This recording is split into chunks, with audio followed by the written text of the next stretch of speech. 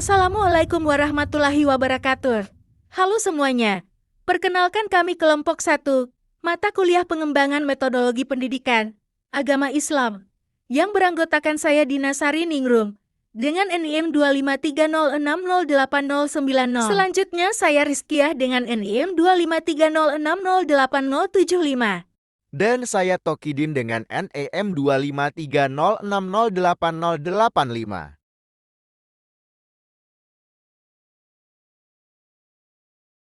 Pada kesempatan ini, kami akan memaparkan materi dengan judul Kajian Teoretis dan Filsafat Metodologi PAI, memahami landasan filosofis di balik metode pengajaran PAI.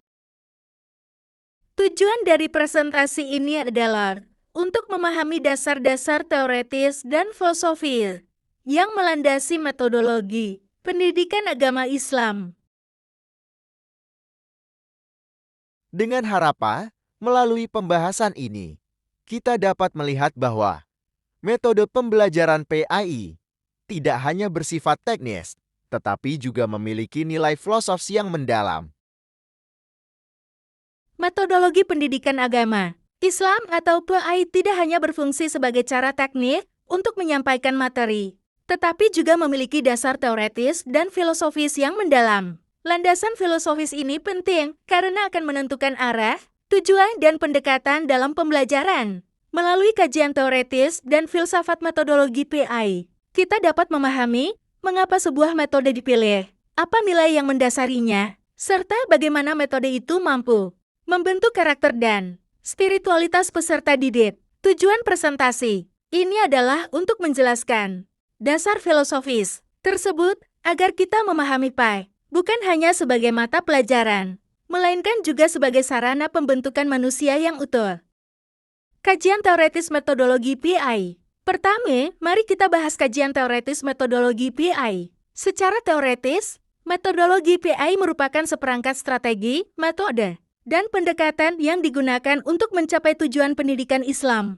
Teori ini mencakup pemilihan metode seperti ceramah, diskusi, demonstrasi, hingga pembelajaran berbasis teknologi. Setiap metode memiliki kelebihan dan kekurangan dan penggunaannya bergantung pada tujuan pembelajaran, kondisi peserta didik, serta konteks sosial budaya. Dengan demikian, teori metodologi PAI memberikan kerangka kerja agar proses pembelajaran berjalan efektif dan sesuai dengan nilai-nilai Islam. Landasan filosofis ontologi, epistemologi, aksiologi. Kedua, kita masuk pada landasan filosofis.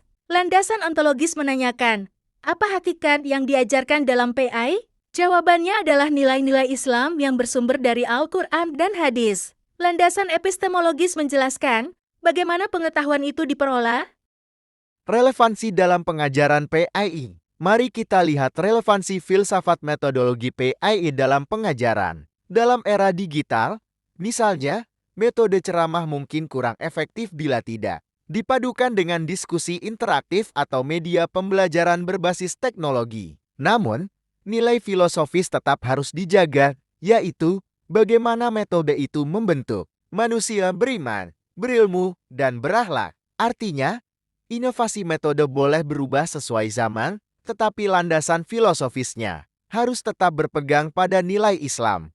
Kesimpulan, dari penjelasan yang sudah kami sampaikan, dapat disimpulkan bahwa pertama, metodologi PAI memiliki dasar teoretis yang mengarahkan penggunaan metode secara tepat. Kedua, landasan filosofis metodologi PAI meliputi aspek ontologi, epistemologi, dan aksiologi. Ketiga, relevansi filsafat metodologi PAI terletak pada kemampuannya menyesuaikan metode pembelajaran dengan perkembangan zaman tanpa meninggalkan nilai dasar Islam. Dengan demikian, filsafat metodologi PAI membantu kita memahami bahwa pengajaran PAI bukan hanya soal teknik, tetapi juga soal makna dan tujuan pendidikan Islam. Demikianlah presentasi dari kelompok kami mengenai kajian teoretis dan filsafat metodologi PAI. Terima kasih atas perhatian Bapak atau Ibu dan teman-teman semua.